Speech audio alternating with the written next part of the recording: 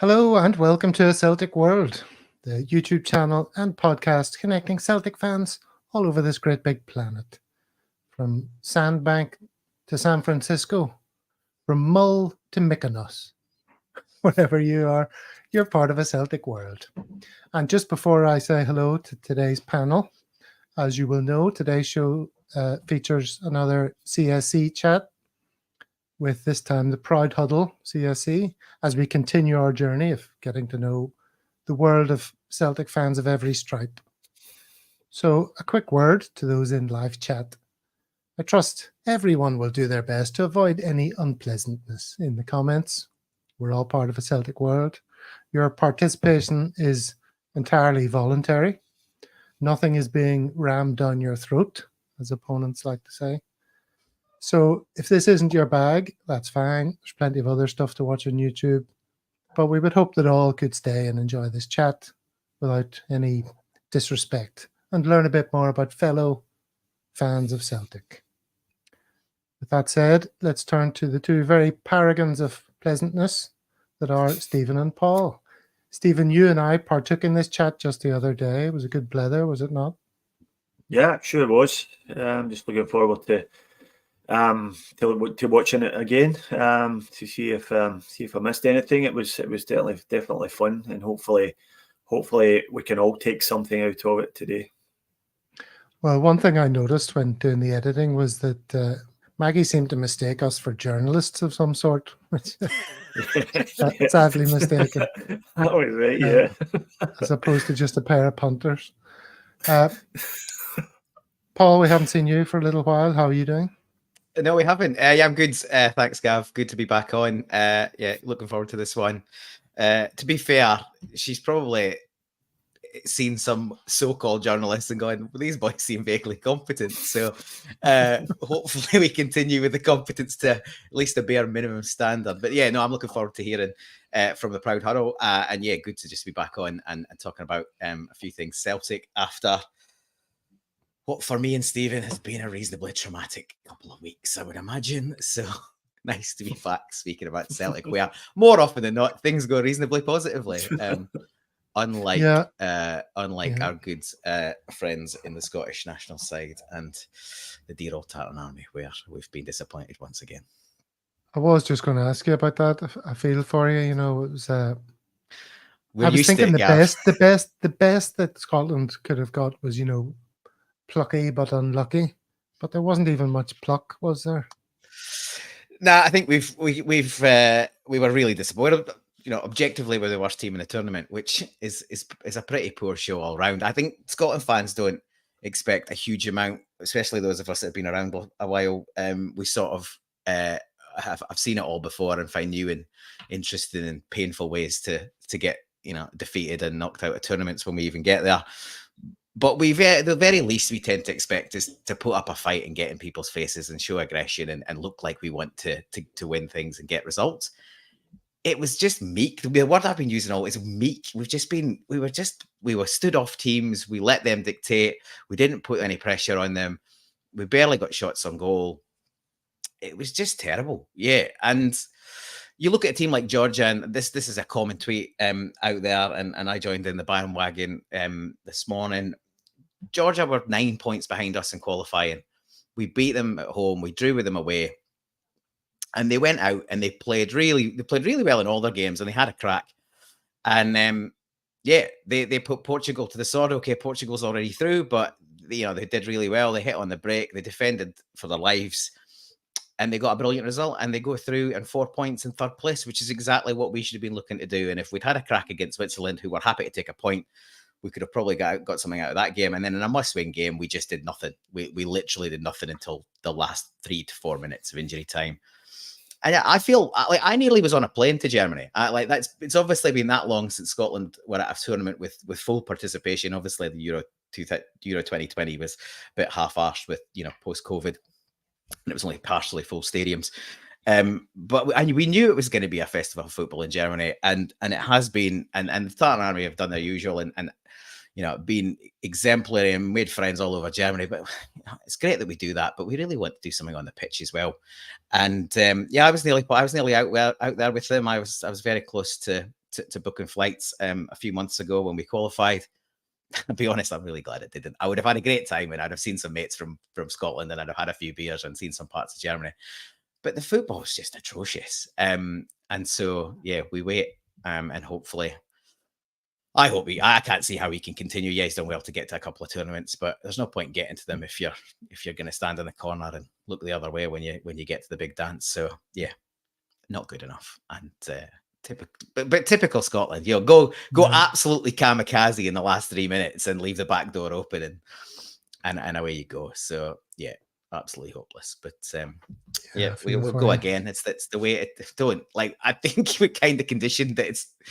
I really didn't expect us to get a result in that last game. It was possible, and you hope as usual, but you go in like I was up at 1 a.m. to go to see a 3 a.m. kickoff for the first game against Germany. And the three of us were Celtic fans. It was in the CSC. The place was rammed at 1 a.m. to 3 a.m. before kickoff. The atmosphere was electric. There was live music, same kind of thing went before big games, for Celtic.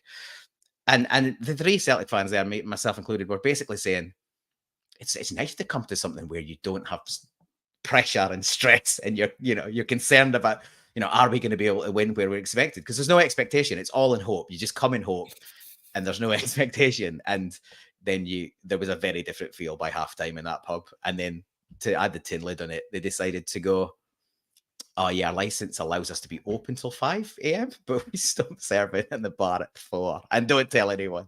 So yeah, that was a disappointment, but it went downhill from there. But yeah, we'll go again in future years, I'm sure. Very good. Well, you'd never know. Paul hadn't been on for a while. He's grasping the opportunity with both hands. Sorry, that was a bit of a rant and monologue about Scotland. I've not had it. It's good to get it off your chest. Good to get it off your chest. All right, so Dano's going to join us at some stage. He's going to be coming in late, so he'll appear after the recording has finished. Now, I learned from the last time we did this, I've divided the recording into 3 videos, and I'll try and play them all back to back, so it's kind of seamless, but I think it's easier. It's going to play better if the files are a bit smaller. So rather than hitting play on a big one and then it kind of jumping and stuff, I've divided it into 3 parts. So everyone can sit back, relax, and enjoy listening to the conversation that Stephen and I had the other day with Maggie from Proud Huddle. Here we go. Hey, from Proud Huddle CSC, welcome to A Celtic World. Thank you so much. Great to be here. Lovely to meet you both. Well, it's great having you. Stephen, say hello to Maggie. Yes, hi Maggie, good to meet you too. Thanks for giving up your time today. Not at all, Stephen. Great to see you. So Maggie, you're in sunny Glasgow, and I am. you are. What's your position in the CSC? So I'm the chair. I was co-chair until recently, and our other chair decided to move away from work. So I suppose that as it stands, I'm the chair of the Proud Huddle Celtic Supporters Club, which is Celtic's very own LGBT supporters group. Okay, well, we'll get into that in a second, but let's start with the pretty obvious question that I asked many CSC representatives. How come you're a Celtic fan? Oh, I'm not sure. Culture, history, family, all of the above. Big Celtic supporting family. Played a lot of football when I was younger, and it was just, I suppose, by default and origin that we all in my family supported Celtic, and no regrets. So Maggie, here at A Celtic World, we're used to interviewing Celtic supporters clubs from different locations all over the world.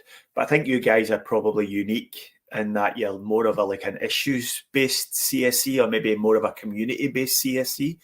Do you think you're unique in that aspect, or have you come across any other similar things? I think we are unique in terms of Celtic. I'm aware of other LGBT fan groups for, there's Proud Jags in Partick Thistle. I think they were one of the originals. There's a Highbees Pride. There's an Ibrox Pride. There's a LGBT fan group for Queen of the South. Ironically, you'll be aware that the LGBT fan groups down south are very visible, particularly when it comes to Pride Month and Stonewall Laces, you get a lot of visibility if Sky Sports are covering in particular. But I would be comfortable in saying that we're unique as being Celtic's only sort of, and I say recognised in a loose term, because we are really just a group of friends who work for, do their own jobs, but collectively support the club and collectively we all identify as being LGBT. So I suppose that does make us unique in that context, Stephen. Are there any other issue-based CSCs, I don't know, handicap fans or anything like that? Or, I saw a thing recently about a guy who had vision issues and he went to Celtic and he had the commentary, and he was praising Celtic for their efforts in that regard. Are there other CSCs that are I know Celtic have locational? sorry, Gavin, I know that Celtic have done a lot of work around accessibility for disabled supporters. I'm unaware of anything other thematic. I mean, there will be probably political supporters associations, but I'm unaware of anything, thematic around disability or black minority ethnic or any other groups like that. So I would say I wasn't sure. Just only knowledge as of our own grouping and the work that we do. Okay, and I can hear all of our viewers pondering the question: why does there have to be a Proud Huddle CSC? What's the reason for your existence? Our existence was really just a group of fans who were identified as LGBT coming together primarily to watch the games, who, decided that to become a little bit more formalised and a little bit more sort of organised in our work. And I suppose speaking personally, the visibility and being visible as a supporters group and linking with the club was really, really important, and primarily for the visibility and the support to other LGBT fans who maybe felt that they couldn't come out or maybe felt that they didn't feel part of a sense of connection to the club for some of the obvious barriers and the obvious challenges that LGBT fans can face, and the evolution of a club that's intrinsically built in the principles of Roman Catholicism and some of the challenges around being LGBT and Catholic. So for me, primarily, it's about visibility. And I think it was also about encouraging the club to recognise that we existed and encourage the club to support us in the way that, as I mentioned earlier on, the English Premiership, there is such a big investment in LGBT supporters groups there. And, why not up here? Why not have that same investment and that same recognition? But I think for us, it was about if other fans saw us, and that has happened. Other fans have saw us and we've had contact online to say, can I come and meet you? Can I come and watch the next away game with you? How can I join? How can I become more involved? So it was about recognition and visibility. And that those would be my reasons for being part of this and chairing it. I'm just flicking through a few pictures here, Maggie, so if you want to comment on these. So these are our little enamel badges, and you can see that we've got our name on them. We've got the pride flag, which sits really nicely behind the 4-leaf clover. So we actually make these and we sell them just to create a little bit of money for sort of running costs and investment. So fans can buy these. They're widely available, and most of my family and friends will wear these. So this is one of our founding members, Lindsay Hampton, who's an absolute legend in her own way. And this is Lindsay. Recently, I'm at the other side of that flag. You can't see me. This is our flag, which we proudly take to away games, and also we carry at Pride. And this picture, this is a fantastic day. This is the day the women's team won the league in the last minute. Mm-hmm. So our men's team had won the double the week before, and this was the Sunday match at Celtic Park, and the women's team had won the league. They had just won the league at this point. So that was a fantastic day. This is Winifred and Jerome, who are sports journalists, and I'm not going to try and pronounce the name of their company. They are they're Dutch sports journalists who, like you guys, do podcasts all over the world around LGBT sports fans groups. So they came over for 2 days at the end of April, and they went to Celtic Park to watch the 3 Old Firm games. So they were at the beginning of April, sorry. They came and interviewed me, similar questions to yourself about LGBT inclusion. These boys are Feyenoord fans. and Feyenoord have had some real difficult issues with homophobia, and they were very keen to see how we sort of tried to challenge those issues and raise the profile of LGBT Supporters Association. So they came and interviewed me, and Gav, I'll try and send you the link to that so that you've got that as backup as well. Yeah, no, I've listened to it actually, and yeah, they went into the Celtic shop and all. You were with them. Do you remember we spoke about that? But I picked them up and took them to the stadium and arranged my colleague who works for the Celtic Foundation to come and meet them. And they were in the shop. They were blown away by the Pride merchandise that's in the shop. That's something else we can speak about. And then they got a tour of the stadium. They interviewed colleagues from the foundation, and then my colleague got them the passes to the hospitality suites for obviously they watched the game from the TV, and they went back up to Celtic Park for the on Sunday and watched the game, and they flew home that night. They had a fantastic weekend and a brilliant experience.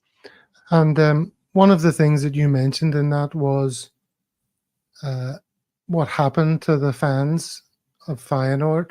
Now that ties in with the question like why does your CSC need to exist?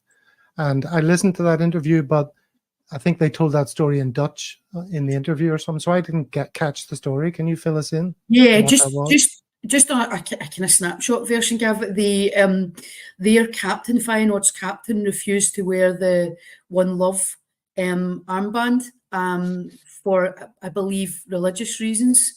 And Feyenoord have an LGBT supporters group, and the chap that leads that, the two guys, that he wasn't one of the guys that were over, but they FaceTimed him from my flat the Sunday morning of the interview, and he shared his experience of being an out LGBT Feyenoord supporter. And he runs a gym, and his gym was targeted with homophobic abuse after he'd done an interview about the captain not wearing the armband. So they had a really contrasting experience to ourselves at Celtic, and you could see they were visibly impressed and quite kind of blown away by the work we've done with the club, but they were still struggling with their own, because they were both LGBT as well, and that was their friend that was, as I said, his gym was targeted with homophobic abuse after he'd spoken out about the Feyenoord captain. So it just shows you that there's still a million miles to go to get to a point of being recognised and included without being, without violence or aggression. So yeah, it was quite when it comes to violence and aggression, the finger's often pointed at our younger fans, and the Green Brigade get a bad rap. Stephen, you remember seeing this banner? Yeah, that was down at Kilmarnock, wasn't it? It was, and yeah. We had nothing to do with that. We were actually just watching that. I was at home, and I think the guys were it was Pride Month, and that was completely the Green Brigade's their own volition to do that. And that was not emotional, but that was a really touching moment for us, because they took the time to recognise it was Pride Month, and they took the time to recognise, to make and create and visualise that banner. So I think that for us was a big turning point about us becoming more galvanised and more robust, and also more keen to push ourselves into the nose of the club and say, we exist, and other clubs are working with their LGBT fan groups, and you need to do the same. So that was a big moment for us. Very good. Yeah, and I think you need to give credit to the Green Brigade for that. They do get a bad rap for a lot of things they do, but I'm a big fan. I think that what they've brought to the club in terms both of atmosphere and in terms of the social issues that they pursue, and the sort of positive media they get for Celtic all around the world, I think they deserve a massive rap, and that's just a great example of something that they've done that's just basically showing the club in an excellent light. It was, and little do they know that, but that paved the way. That paved the way for us to really kind of take the bull by the horns and move forward. And I agree with you. No one gives them coverage for the food bank collections that they do, for the charitable causes that they do. Yes, they have their moments, and I don't think we can ignore that. And the clubs seem to be sort of kind of sensitive around them, but I think what they do, the good they do, far outweighs any negative profiling that happens as a result of them. So this is us just getting ready to walk together for Pride last June. And again, funnily enough, Glasgow Green, that's just at the end of Glasgow Green. So these are members of the huddle, these are family and friends of the huddle, they are staff and volunteers at the Celtic Foundation. So that was an enormous day for us. We were really big in numbers, we were visually so represented, and that was a significant day for us. That was a really proud moment for me as well. And I'm actually wearing the captain's armband, which I've got in shot, and I'll show in a minute. So. Okay, well, now might be a good time to play a little video about Celtic partaking in Pride 2023. Shall we do that? It's great.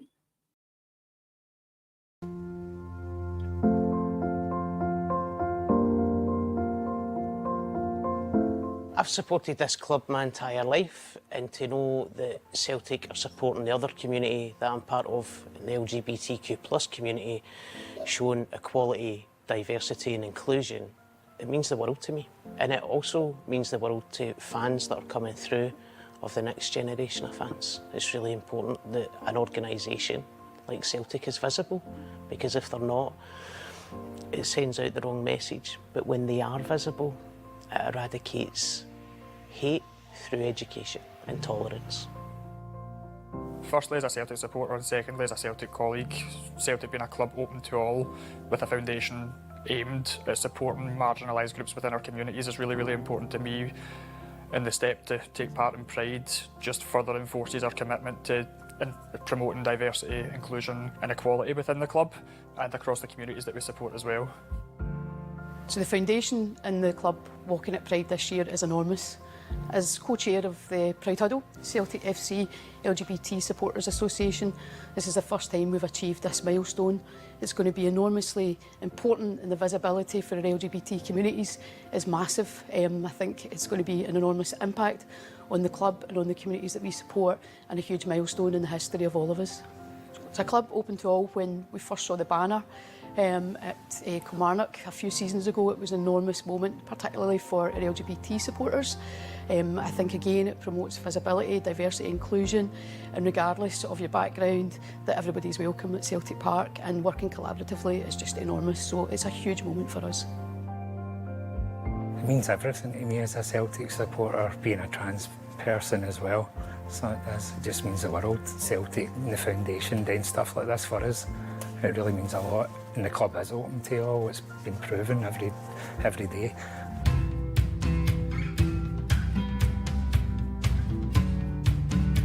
The foundation and Celtic as a club open to all has always been part of the community that I've been involved in as a Celtic fan. I've always felt that Celtic was a club open to all, because ultimately it doesn't matter where you come from, your colour, your creed, your sexuality or your gender.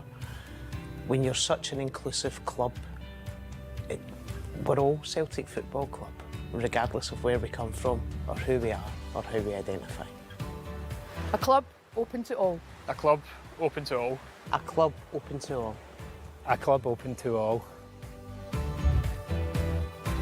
Join Celtic Football Club and the Foundation to march at Pride in Glasgow on the 15th of July. We look forward to seeing you.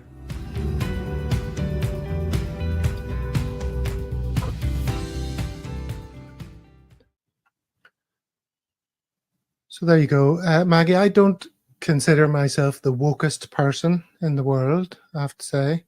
And I can imagine some of our viewers perhaps being uncomfortable that we're covering this subject. But from that video, what I see is some Celtic fans who feel heartened by the club they support, showing that their support is welcome and that they're part of the Celtic family. People who are accustomed to exclusion, maybe in other parts of their lives, being included. So I don't know how anyone can argue with that. It was huge. It happened, the timing was just before we walked together. The club issued us, they created the banner, you know, a club open to all. That was a sort of strap line in the theme leading up to it. We all had t-shirts on the day.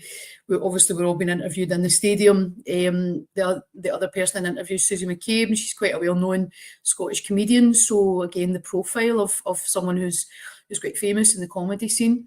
And as I said, you saw Sam, our trans colleague, and Michael, who actually worked for the foundation, and myself as chair of the Proud Huddle, co-chair at that point. So I think even the diversity in the four of us was significant, and they're all well played. And our interviews are our interviews. You know, they're not premeditated, or you know, we're not asked to say anything in particular. We speak very emotively, and we speak very personally about our journey and our experience, and also just our absolute pride of being part of the Pride March and the solid foundations of the joint partnership and the collegiate work with Celtic Foundation, which has been really significant. And that's been a turning point in our, you know, accessibility and promotion of our growth at the stadium and at match days.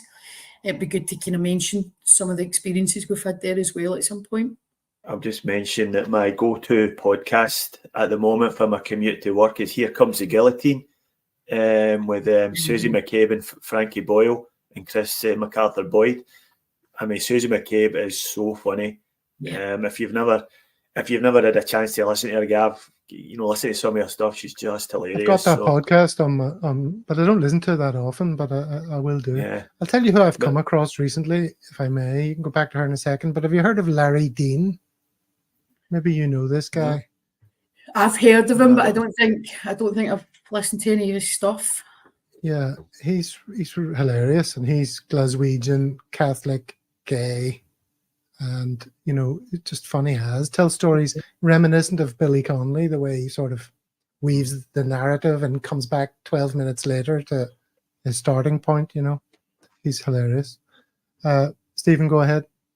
Yeah, I mean, funny you mention that. One of the things I find the most funny about Here Comes the Guillotine is it's like Frankie Boyle and Susie McCabe are both obviously been brought up as Catholics, and a lot of their comedy centred around their experiences being brought up as Catholics in the west of Scotland. So it's all very relatable for a guy like myself, and it's really, really funny. And well, I mean, obviously, as with anything with Frankie Boyle in it, you've got to have a bit of a tolerance for some pretty wild stuff, but it's so funny.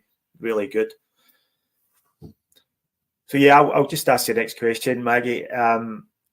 So some people might say that there is a thing called, and this isn't my words, rainbow capitalism.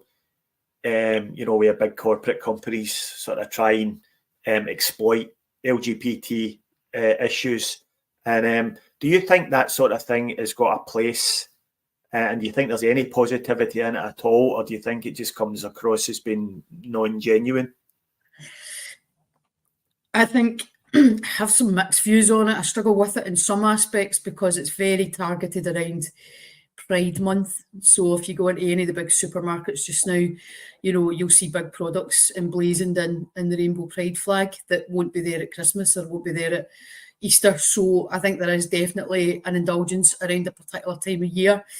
That said, if it promotes more, you know, if kids are maybe asking why is that rainbow on that, you know, that packet of sweets or whatever, and they get an educated response, there's maybe some outcomes in it. I think there are elements of it that are positive if it's construed in a positive way, but I also think there's definitely elements where it is just to make money, and they used to call it the pink pound, you know, to make money against LGBT people who are purchasing stuff. So I think I have mixed views on it, because it does only reappear around about Pride Month, and then it'll disappear again. So it's like, why would you not have that? Why would you not endorse a rainbow flag all year round, you know, and just show your real commitment to the process, you know? At least Skittles do it 12 months of the year. It's a good thing. All right, here's some more pictures. Picking up where we left off. So this is the day that we, the banner, that was the day of the interview, and this is my interview in the club programme, and during February, which February's Football v Homophobia Month, and that goes on the armband as well. So this was the one Cal Mac wore at last year's game. So I was interviewed for Football v Homophobia Month, and I was in the matchday programme. So you've got a copy of that as well. So there's Cal Mac himself. It's him on the night wearing it. Yep. That's the very one you have in front with you? That's the one. Yep. Wow. Just sit and smell it and things. What a hero. It's quite significant. It sits in my living room, and then I sometimes walk by and I go, I have that. So, and I wore it at Pride, and my huddle colleagues were kind of winding me up a wee bit because I was a wee bit attached to it. So, but I love having it.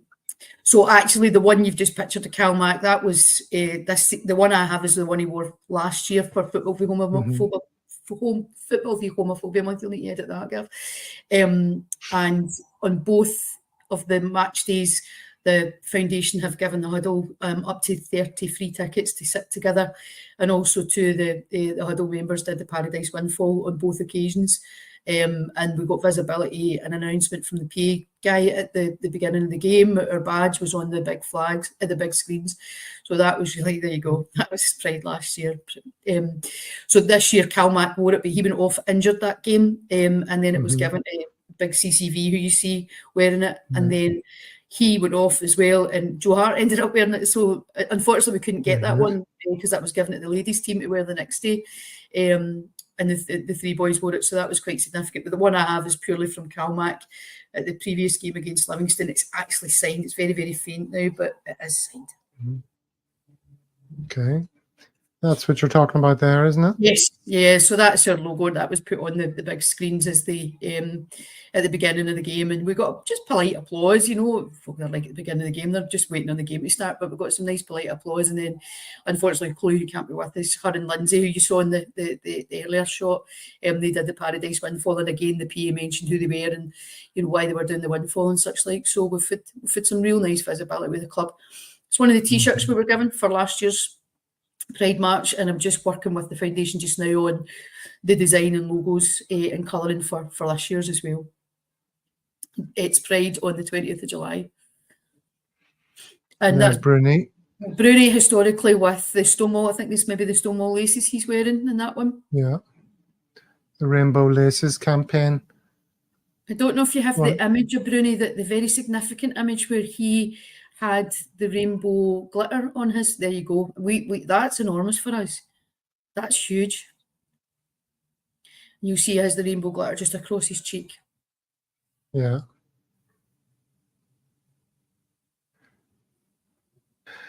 Yes, Bruni is among the more high-profile players on this issue, it seems to me. And there was an article, which I'm sure you're aware of, which is this one.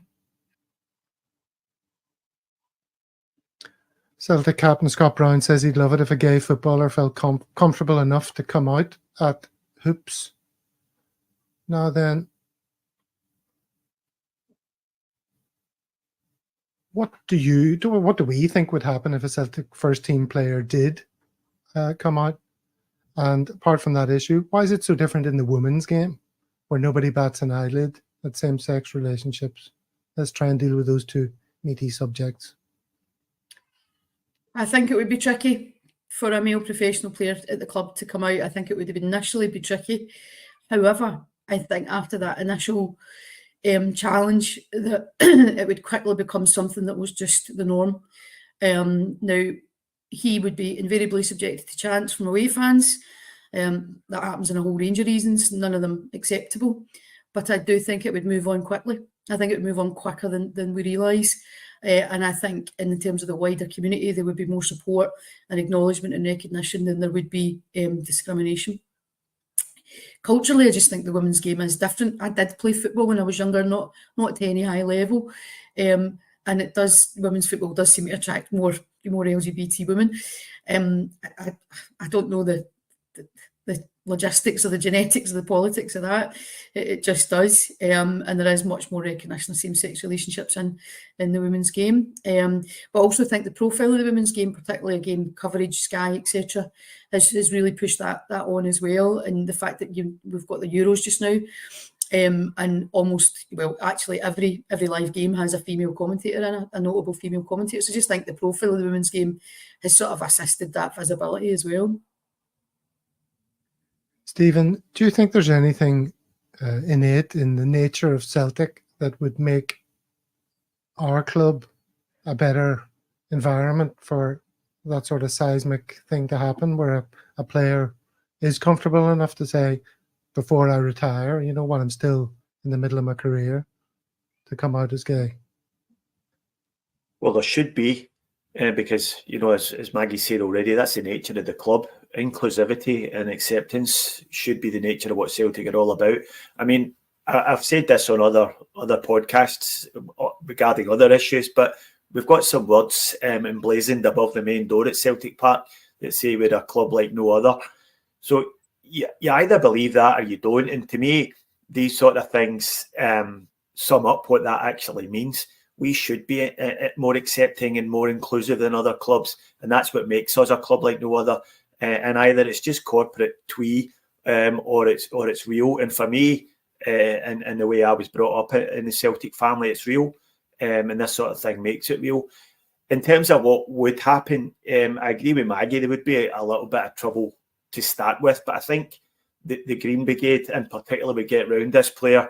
And like anything else the Green Brigade do, it would spread throughout the club pretty quickly. And I think, you know, it wouldn't be as big an issue as it was at another club, at any other club. I mean, we had a player here in Australia, I don't know if you're aware of him, Maggie, called Josh Carvalho. Yeah, who absolutely. came out, plays for Adelaide United here in the A-League, and he came out a couple of years ago.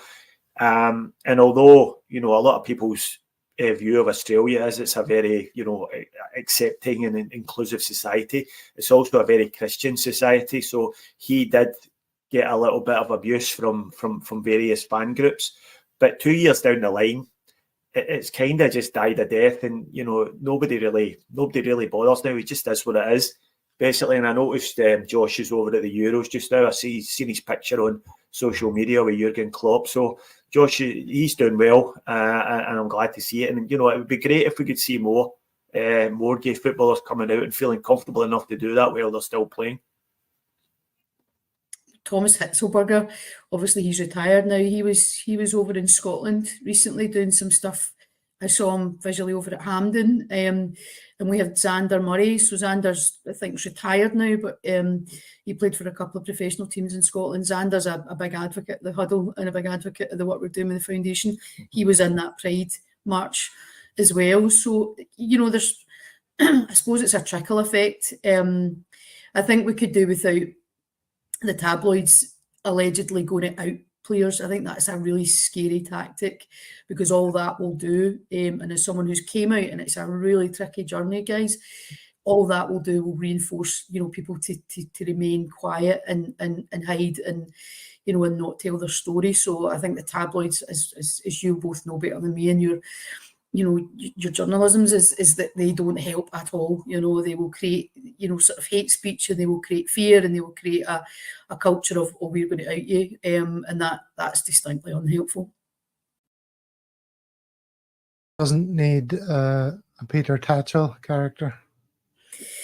Peter's Peter, isn't he? And he's brought a lot of good in at a time where, you know, he was fighting the fight at the time where there was some real horrible discrimination, particularly against gay men, and you know, he brought the journey along the way. But a bit like the Green Brigade, maybe tactics at time can be a wee bit off point. Mm-hmm. Well, speaking about being off point, I want you to help us with some of the language, Maggie. I saw this conversation online here. Well, let me make that full screen so we can all see it. It's an online conversation about Todd Cantwell, where one commenter described him as a princess, and somebody else said, "What's with the homophobic slurs?" I wasn't being homophobic. So you accusing him of being effeminate isn't homophobic? No. Who said I equate effeminate men, that's supposed to be, with homosexuality? That's your own prejudice speaking. 2 of the 4 gay men I know very well are current or former rugby players. One of them runs into burning buildings in his day job. So I've never equated effeminacy with homosexuality. That one is on you, pal. Reflect on your own prejudices. You clearly don't know many gay people. That's quite an interesting exchange. It's a really interesting exchange. I didn't see that, particularly because I don't particularly relate to Todd Cantwell for a whole range of reasons, other than the day after we beat them. I would have read princess as being more about neediness and demanding and expectation. I wouldn't have contextualised that in a homophobic way, and whoever has responded beautifully. That is really a fantastic retort. Yeah. Now, if there was a hidden camera on me watching Glasgow derbies, I'm not entirely certain that I wouldn't have shouted a few terms that wouldn't be a good look during a conversation like this, Maggie, especially when you see the likes of Todd Cantwell rolling around or something. So, Princess, that guy was accused of homophobic slurs. Other terms, I know Prince of the Fannies came up once on our show. I won't tell you who said that. Well, I don't. Can I just jump in there for a second? I called Todd Cantwell the Prince of the Fannies, and I'm not really sure how that's homophobic, because surely you can get straight fannies, you can get gay fannies, you can get any kind of fan. If you're a fanny, you're a fanny, and Todd Cantwell is a fanny. I am Brew made a career out of that, so there you go. Oh, he's nothing but, one day he hopes to be. He's just an odious human being, that fella. But I do a wee talk now and again to students. I was doing a talk a couple of weeks ago to students in another college just about this, just about my work around the huddle. And it was sports students I was speaking to. Now, 80% of them were men between the ages of 16 and 25. And the first question I'll ask them is, who's ever made a homophobic remark at a football match or a sporting event? Raise your hand. And the first hand who got up's mine. Because I have. I'm 52. So the 90s weren't great for us. And there was a particular homophobic slur about Soonest and Butcher that we routinely belted out. And it was horrible. Do you know? It was absolutely horrible. I've certainly said the P word at games. So the whole objective for me with that is we evolve and we grow through education and learning, and hearing about people that are different. And if we hear about people that are different, as in if a male player comes out, that will turn the game on its axis here. And I agree with Stephen, it would be tricky for that individual at the beginning, but that will settle and calm and people will just get on with it, because actually there's much more in life going on than the audacity of a footballer to be gay. But the reason I do that we exercise with the sports students is to relax them, just to show that, I'm not standing up here in any kind of imperiousness and clean soul, because some of the stuff I've said, particularly Old Firm games, in the comfort and the sanity of my house is not nice, and Coatbridge upbringing, by default, you've got sectarianism, you've got sectarian views, and you'll make remarks about Orange Order and but you evolve. When you evolve through learning and education, but also you evolve through being exposed to seeing things differently. Again, that probably goes back to my point about needing that visibility of the club. If someone sees us and asks that question, like they see the rainbow stuff in the supermarkets and ask the question, then they'll know. I work with a lot of young people just now, and I think actually young people are really quite evolutionary and for the LGBT agenda. I think they're much more accepting and fluid and understanding, and they care less about it, and I think that's healthy. Okay, so I'm going to try and pin you down to give me some words. Well, what do you shout at players when they're rolling around and not being, quotes, man enough? I can't answer that, because you're going to put that on a worldwide podcast and people are going to look at me and say, "Oh, she's this senior manager and Mrs. Inclusion," and it's like, and now she's saying bad words on a podcast. I would be honest and say, if I was younger, I would have certainly made slurs. There's no denying it. I would have certainly made slurs about, their religion or whatever. I would never, one of the things I've never ever been, I've always been fundamentally entrenched in being really, really anti-racist. I abhor racism on all levels, and I've challenged Celtic supporters at Celtic Park when they've made comments. I've no difficulty in challenging it, because that's what needs to happen. But I would have said stuff in the past. I would have used the P word. There's no denying it, particularly if they were wearing blue. In the build-up to this, I was talking to Stephen about a comedy sketch that I have in the back of my mind from way ages ago, maybe even a Last Smith and Jones. Remember them? Yep. Griff Jones and Will Smith. He's passed now. Right. And Griff Rhys-Jones was at a football match and a player got fouled and went down. And he's there, you're going, "Get up, you great big pifter, get up, you pansy." and he's shouting at him, and the player gets stretchered off, and he follows him as he's getting stretchered off, and he continues to shout these things at him, and then he's in hospital and he's at his bedside shouting these things, and then he's at the graveside shouting these things. That's the joke, right? But he's using all those terms, you pansy, you great big woofter, you know, and all this. And it was a long time ago. And, you know, that obviously doesn't age well, that kind of humour. I think if you look back at a lot of comedy, particularly in the 80s, and even the, you know, Camden Bar's done some stuff recently about, you know, the cancel culture and some of the early Still Game and Chewing the Fat, more so Chewing the Fat stuff, you know, and there's cynism in every one of them. Sometimes you've got to turn that around. I remember the character Alf Garnett being interviewed, and he was in a pub in London one Saturday afternoon or something, and this big white guy came up and went, "You're brilliant, you know, you're just fantastic," on the show that he did. And Alf Garnett was saying, you know, and that's the character, and he was like, he doesn't understand that I'm actually taking the piss out of guys like him, you know, with my blatant racism and such like. And I think sometimes comedy can be quite clever because it uses discrimination to highlight discrimination almost, but without people who maybe a bit less educated recognising it. Actually, remember the chant you're talking about with Souness and Terry Butcher? God, that just came in my mind now. That was terrible, wasn't it? I mean, wasn't it? Awful. That was an awful thing to say. I'm not even gonna air it on here. And you know, when I look back, I mean, I'm 55, so I was brought up in much the same era as yourself, Maggie. And some of the things that were normal discourse in our communities would get you officially cancelled now. And I think we've came a long way. And you know, I don't think we shouldn't beat ourselves to death for things we've done in the past. It was a different era, but it's just important to understand now that, you know, that sort of thing's just not acceptable anymore. And it does make me cringe when I think back on that. There was one quite recently, and I remember it being sung at Celtic Park, and it's what's the famous song, the Something Army? It's yeah, Seven Nations Army. Yeah, Seven Nations Army, and we were playing Hearts on a Wednesday night. We beat them, we won the league. Big Hearts and scores a worldie. We win the league, and there's millions of jambos there, and the Celtic fans sang that all the jambos are gay, and then at the Edinburgh derby shortly after that, they were both trading that one. It was all the Highbies are gay and it was all the Jambos are gay. So that had a wee period of air and coverage, and that wasn't that long ago. Yeah. In fact, I saw that on a scarf as well. I saw that in a scarf. I'm sure I saw it in a scarf at Celtic Park.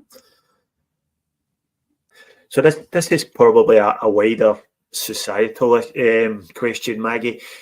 You know, with the current, what I see looking from afar anyway, there seems to be a bit of a race to the right with the UK mainstream parties. And do you think, can you see that in your community? Can you see that there's a rise in homophobic and particularly transphobic incidents as a result of the two major parties, and not just the two major parties? The SNP are doing it as well with the appointment of Katie Forbes as their deputy leader. Are you guys experiencing getting a harder time as a result of this? Because from my point of view, it just seems as if it's heading in entirely the wrong direction. Fortunately enough, we haven't had anything directed at us in that context, but the Huddle we're a savvy bunch, you know, we're all lecturers, social workers, teachers, we're all in the world of anti-discriminatory practice, so we're switched on to this stuff. I think the gender recognition bill hasn't helped in terms of some of the questions that were asked around that and some of the lack of clarity.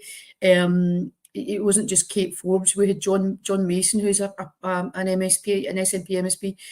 He voted against same-sex marriage, you know. So we recognise that politically we are, you know, there are still some challenges there. But I do think I read the Herald quite a lot for my sins, and every day the Herald has some kind of article about transphobia and the rise in transphobia. And in particular, if you look at the comments that Sam got after our profile last Pride, she was particularly targeted, but not so much the rest of us. So yeah, definitely culturally there is more kind of discrimination around transphobia. equally, as I said, I do a lot with young people. I see a lot of young people who are much more fluid in their sexuality and their gender, and see labels as less as something that's important. So I think whilst we've got the political landscape changing, I think in our local communities and societies, you know, we've got some really, you know, resilient young people coming through to challenge that stuff, which is quite heartening. Well, Maggie, it's been great to talk to you. Congratulations on everything you've achieved so far, and wish you all the very best going forward. It's great to meet you guys. Take care and thank you. Yeah, thanks very much, Maggie. Welcome. Great to meet you both. And we're back in the room, the journalists here at A Celtic World. Yeah, well done, lads. Waiting in that check coming in for my journalism. Yeah, Oh, weird, yeah, me too. So I think you'll be waiting for a while. I'm waiting for it to come in, and then I can distribute it out to all the participants in equal measure. So, yeah, that was quite interesting. Paul, you weren't part of that chat, so you've just watched it. Tell us, what is your feedback? Yeah, I really enjoyed it. Obviously, in the break, I've snuck on the Love Unites training top that I had got a few years ago. And yeah, look, it's I can't believe that in 2024 we still need to talk about this, bring it to light, to explain that, you know, everybody deserves a safe, fair crack, and we should treat everyone the same, and really live up to that club open for all, you know, a club open for all, and a club like no other. So yeah, I really enjoyed it. A couple of things that sort of stood out to me that really rung true. Maggie made a comment about sort of there's a bit of hope there from the younger generation, and I absolutely agree with that. And I actually saw it in action, I think probably just last week on the commute to work. I was on the train, and there was a couple of youngish kids, probably towards the end of their school years, 15, 16, in their youth school uniform, sitting on the train. And you know, I was stood right in front of them, so I couldn't not hear their conversation. And they were having a bit of banter, and one of them said, "Oh, you know, blah blah blah, don't be, you know, he's so gay," but meaning it like, you know, like we probably all used in our childhood, like using it as a bit of a bagging somebody out. And the kid next to him went, "Look, mate, you can't use that as an abusive term anymore. Basically pull your neck in." So I just thought it was great to see, you know, some, you know, young kids pulling each other up on that, and it's exactly as it should be. But that's, you know, when you were younger, you know, certainly when you know, I'm marginally younger than you guys, but you didn't, even if you didn't necessarily agree with somebody saying that, you're probably less likely. Look at me, you can tell. You were less likely to pull people up on that. Now, it's something whether it's casual racism, which is still prevalent in Australia, or any other kind of negativity, I make a point of trying to pull people up on that and just, you know, gently tell them to sort of wind their neck in. So I think she's spot on with the younger generation. And the Warren Mitchell playing Alf Garnett thing, it was a, you know, a bit of quality pickup as well. And that thing where comedy skewers the, you know, the people that are, you know, they're being lambasted and they're being lampooned. He was brilliant at it. And I remember interviews that he did, you know, long after the fact, where he absolutely slated the people that came up and sort of patted him on the back for the character, because, you know, he was as left leaning as it gets, and, you know, working class Jewish background, and yeah, he was really proud of mocking that kind of bigotry. So yeah, really enjoyed it, and you know, without too much of a pun, proud that we are a podcast that's you know, given these issues the air and the deserve, and great to see that the club are proactively involved in sort of that inclusivity. And I agree with Stephen's comments. Of all the clubs in Scotland where you could potentially come out and know that you'd be, you know, there's a good chance that the majority, if not all, would be supportive, I think we're it. You know, we are that, you know, left leaning, you know, less bigoted club than the majority. And yeah, male players don't do it because obviously there's just a much higher profile in the game, although Maggie's right, the women's game is growing massively and quickly. And just the grief you would get from the terraces of the opposition. But I'm still a bit surprised that, again, in you know, 2024, we're not seeing a few more players come out while they're still playing, because the example that Stephen mentioned down here has should have. I know it's a small league in a faraway country, but I thought it would make a bit more of a impact on others around the world, and particularly in Europe. Mm-hmm. Well, let's move it on a little bit then. Well, we've still got a few minutes left. Transfer talk. Anything solid, Stephen? Well, not really. No, I mean it's cricket, isn't it? Apart from people in the departure lounge. So more or less confirmed today that Haksabanovic is gone. O seems to have one leg out of the building, and Mikey Johnson probably not coming back either. But I'm not really sure I've got anything to add in terms of incomings, and I don't know. It seems to be shaping up very, very similar to transfer windows gone past. I know it's not time to panic yet. We're in the phase of the transfer window where everyone's away at the Euros is the catchphrase, and there's plenty of time. But the season starts in 5 weeks. And at the moment, as we sit here tonight, Scott Bain is our number one goalkeeper. So that to me is a reason to panic. And certainly, if it's not now, it will be if we haven't signed a goalkeeper in the next couple of weeks. So I hope there's loads of things going on behind the scenes. There's a lot of work to be done. At my reckoning, we're looking at requiring about 7 signings certainly before the Champions League starts, and that's a big ask and a lot of work for any club to be doing. So I hope it's all going to happen at once, and we all get a big surprise and we push the boat out and spend a lot of money. But transfer window, scar tissue of transfer windows gone past is telling me that we won't. But we live in hope, and hopefully there's some big news around the corner. And what about what's going on around the corner with the Ibrox shenanigans, Paul? Have you been enjoying that? Of course. Well, how could you not?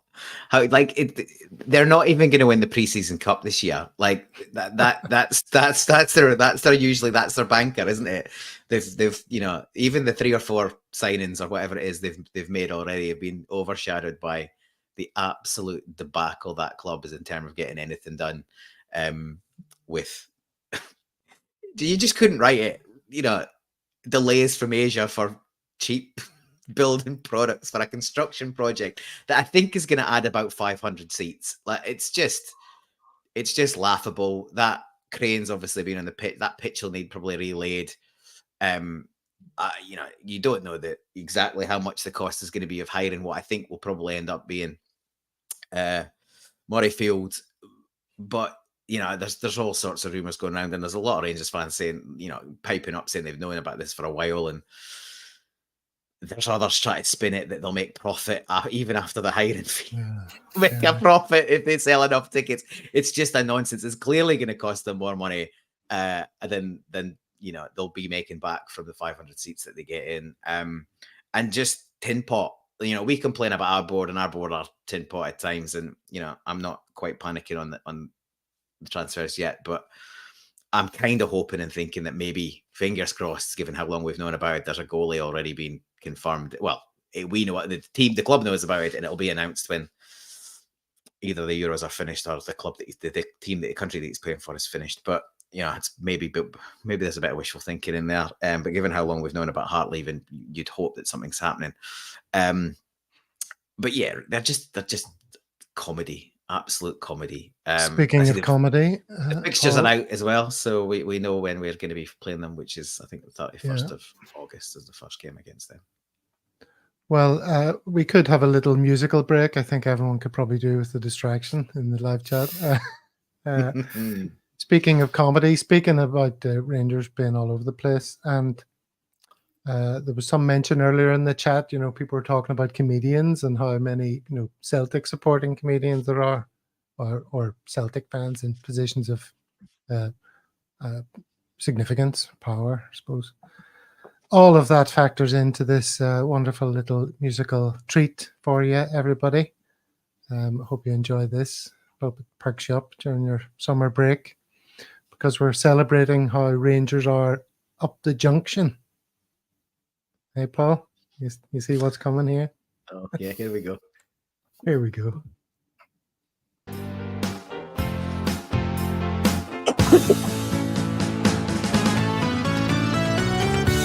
The patterns of assistance mark your entire existence, forever being kept happy by all the powers that be. Yet somehow local rivals are winning all the titles, and Glasgow's colour changes are threatening to Rangers. You are the people greeting, so started outright cheating. Mass fraud and tax evasion would lead to devastation. Then you were liquidated, but still claimed relegated. The old firm invocations, a sign of desperation.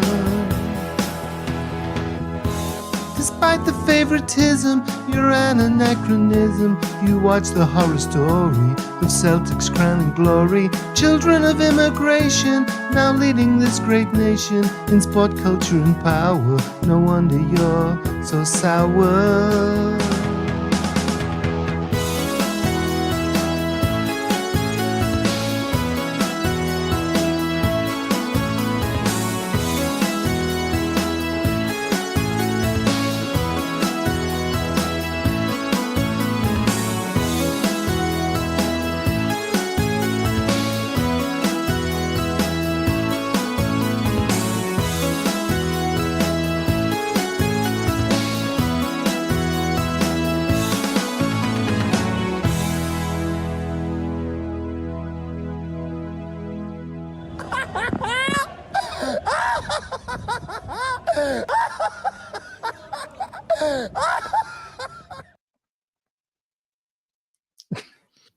Sterling work. Glad It's up to there with see, some of your best. I'm glad It's to gonna- see it's- the singing lessons are paying off, Gav. I'm glad to see Definitely you're a little bit sticking in better. there. Oh, really? I thought you were going to say there was a few bum notes in there. Well, that would be inappropriate given the topic. Gotta help Dear, oh yourself. dear. Stop it. Dear, oh dear. Okay, I didn't flash up any comments there about how horrific that was. Oh, there's a nice one. That's the Dougs in Aberdeen, howling like Fook. Yes, Henrik McLaughlin. I like to ruin people's music collections, you know, by completely bastardizing some of their favorite tunes. That was fun, though. I thought. Fun for me. Paul's making his own jokes. I don't know what my joke was, but hey, well, if I it's think funny. he was talking about the I'll thing explain about it. the bum. I think it was the bum note gag. Oh, the bum note joke. Okay, yeah. Let's try Up to the reel him Junction. in. One of my all-time faves. It is a great track. Auto tuner. Yeah. Well, once we start making some money from this fantastic venture, lads, that'll be the first thing. The Once first we start getting purchase. paid for the journalism, we can put it towards that sort of equipment. Uh-huh. I might be waiting for a while for the auto tune then. Equipment. Okay. All right, gents. Well, that was an interesting one. Another CSC tick, and a particularly special one, I suppose, in that it wasn't destination specific. We'll probably have another couple of those CSCs to come during the summer, I would have thought, before we get down to business. But thankfully, we're not wasting everyone's time with transfer tittle tattle. Yeah, when is my voice going to break? Good question. First live band I ever went to see, Monty, in Belfast. But we're going to have to leave you this way because the show is over. Oh, See what I God's did there? So to both the small town boys, I want to say farewell, and we'll see everyone back here next Thursday for another fascinating A Celtic World in the off-season. Until next time, gents, hail, hail. Hail, hail. Hail, help.